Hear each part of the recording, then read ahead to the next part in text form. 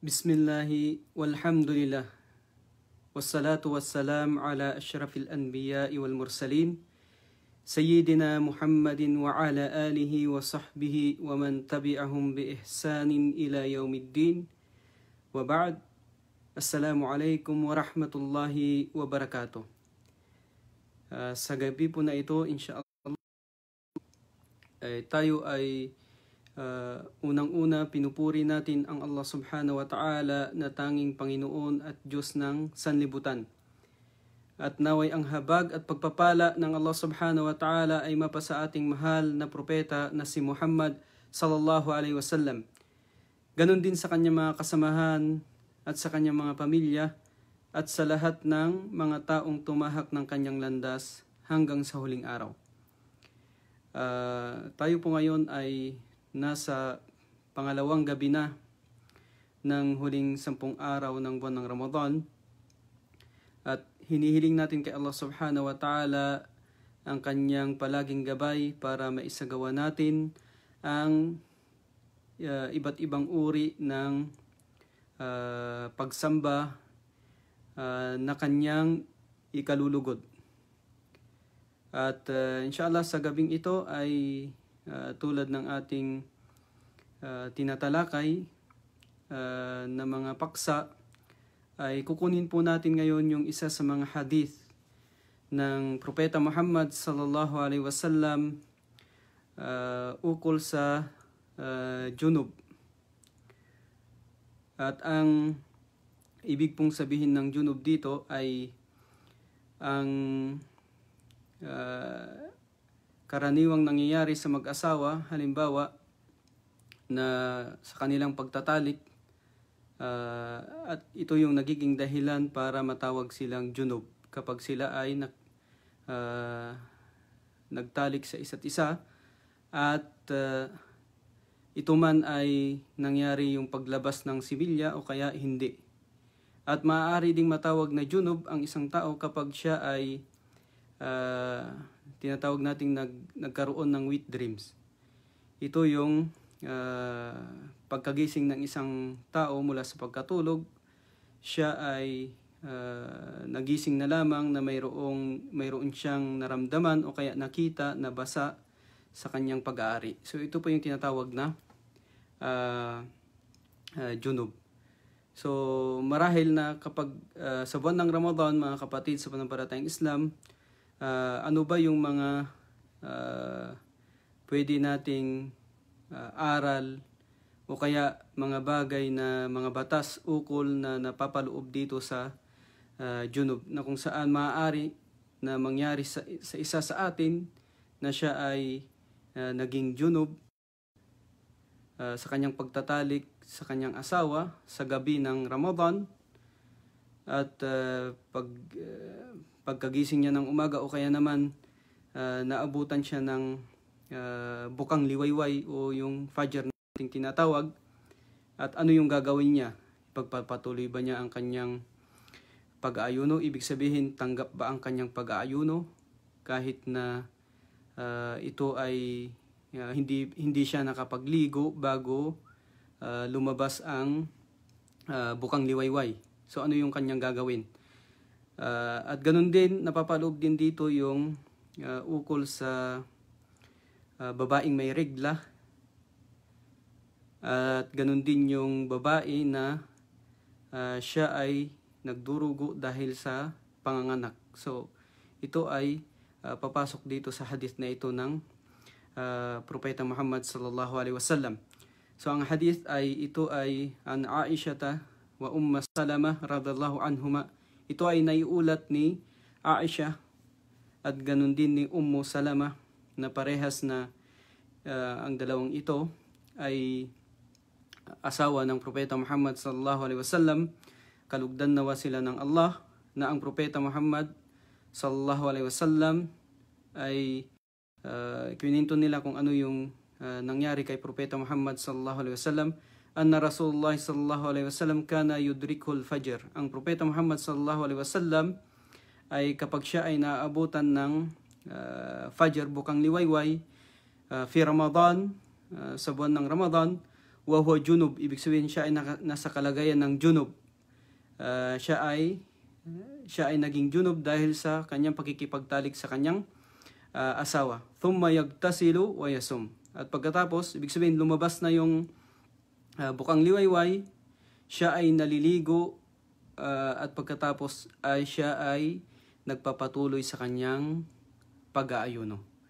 So inshallah sa hadith po na ito na ating nabanggit ngayon ay mayroon po tayo dito na tinatawag nating khamsa fawaid. Ibig sabihin limang mga benepisyo o kaya limang mga aral na ating mapupulot dito sa hadith na ito ng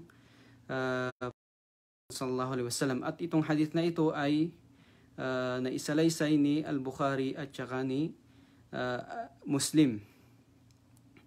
So, fi hada al-hadith khamsu fawaid.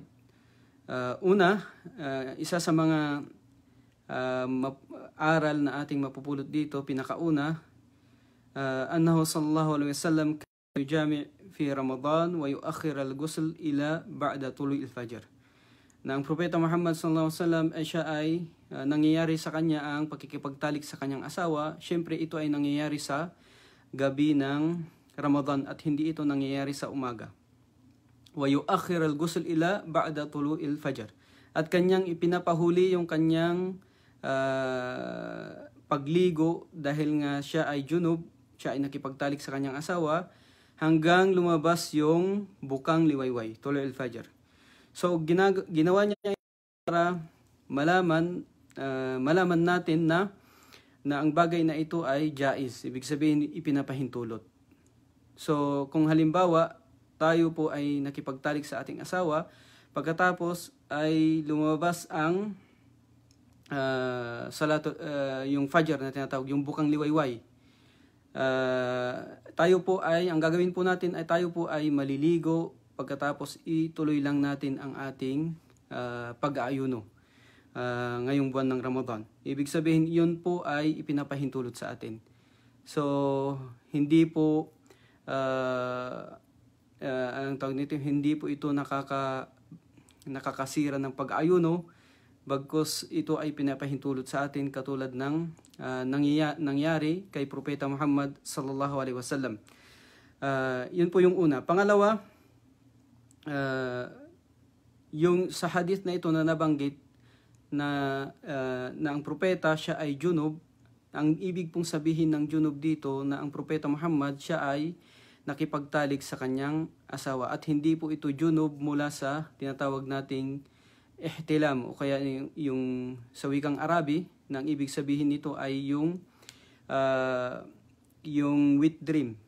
So hindi po ito wet dream dahil nga ang wet dream ito ay mula sa demonyo at ang Propeta Muhammad sallallahu alaihi wasallam ma'sumun minhu. Ibig sabihin ligtas ang Propeta Muhammad sallallahu alaihi wasallam sa pinangyayari ng ginagawa ng isang demonyo sa kanya.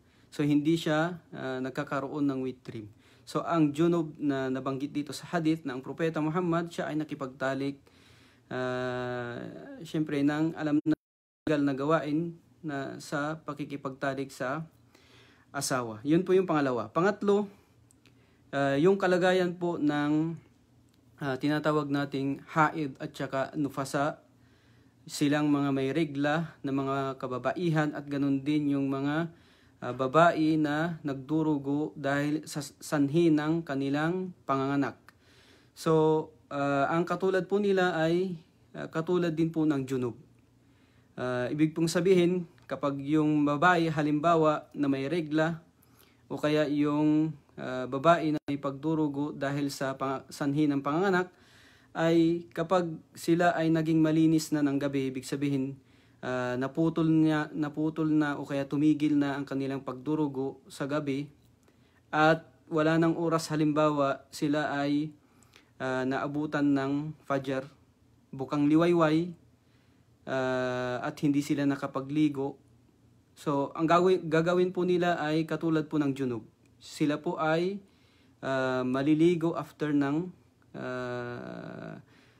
na lumabas yung bukang liwayway, kung wala na talagang oras na sapat para sila ay maligo bago ang bukang liwayway. So maliligo sila after ng bukang liwayway, after mag-adhan ng Fajr. So maliligo sila doon at mag-aayuno sila. Ibig sabihin, ipinapahintulot sa kanila ang pag-aayuno kahit na hindi pa sila nakapagligo bago ng Fajr, na naputol na o tumigil na ang kanilang pagdurugo. So ituloy lang nila yung pag-ayuno nila, ay tanggap inshallah, at magpatuloy lang sila sa pag-ayuno. Yun po yung pangatlo. Pang-apat, bilang pagpapayo, kasi ang nangyayari kasi sa ibang mga kababaihan, sa kanilang pagpupursige na maging malinis mula sa pagdurugo na ito, minsan yung iba sa kanila ay ang ginagawa nila ay pinapahulin talaga nila yung kanilang pagligo hanggang lumabas yung araw na talaga. Hanggang lumabas yung hindi lamang yung Fajr, bukang liwayway, bagkus hinuhuli pa nila hanggang sa lumabas yung araw. So yun po ay maling gawain. So kung hangarin po kasi nila dito, ang iniisip po nila para maging malinis sila ng sobrang kalinisan. So ang dapat po nilang gawin kapag sila ay naging malinis na sa gabi ng buwan ng Ramadan, ay maligo na po sila kaagad para po makapagsala sila sa oras ng Fajr at makapag-ayuno sila diretso. Diretso lang nila yung kanilang ibig sabihin, tanggap yung kanilang pag-ayuno kapag ginawa nila yung bagay na yon. At iwasan nila na kanilang ipagpaliban pa yung kanilang pagligo hanggang lumabas na talaga yung araw. So yun po yung ginagawa ng ibang mga kababaihan na alam po natin na iyon ay maling gawain. Kailangan kung kayo po ay naging malinis na, kayo po ay dapat ng maligo para makapagdasal kayo ng sala ng Fajr. At bilang panghuli ay ang nangyayari po sa atin ngayon, at pwede itong mangyari sa kalalakihan, ganun din sa kababaihan, na kung saan sa araw ng Ramadan ay maaari pong mangyari yung tinatawag nating wet dream. Na alam po natin na ito ay hindi isinasadya ng isa sa atin, na kung saan halimbawa yung babae, ang lalaki, kapag sila ay nakatulog, paggising nila mula sa pagkatulog, ay nakita na lamang nila na yung kanilang pag-aari ay basa, o kaya nakita nila na mayroong similya. So ano yung kanilang gagawin? Ito ba ay nakasisira ng pag-aayuno?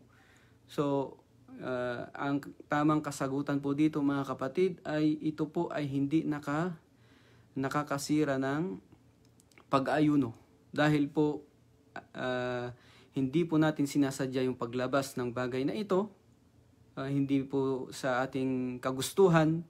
So ito ay pinangyari, itinakda ng Allah subhanahu wa ta'ala na mangyari sa atin iyon sa oras na tayo ay nag-aayuno. So maligo lang po tayo at ituloy natin ang ating pag-aayuno. So tanggap po inshallah ang ating pag-aayuno kahit na tayo ay nagkaroon ng bagay na yaon. So ito po yung 5 mga nabanggit natin, mga kapatid, na benepisyo o kaya mga aral na ating mapupulot dito sa hadith na ito na nabanggit natin. So naway ito po ay nakapagbigay ng kahit kaunting kaalaman po sa atin ukol sa pagiging junub sa